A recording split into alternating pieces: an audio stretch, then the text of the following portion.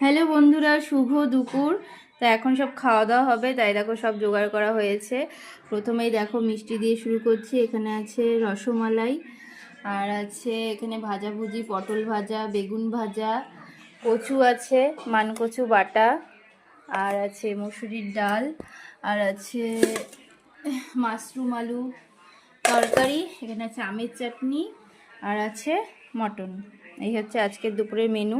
এখানে আছে স্যালাড।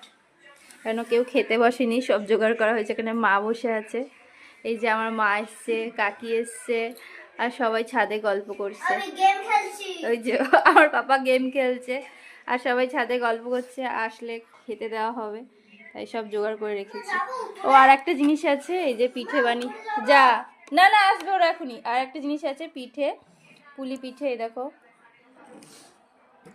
লাস্টে আবার এটা খাওয়া হবে। চলো, টাটা।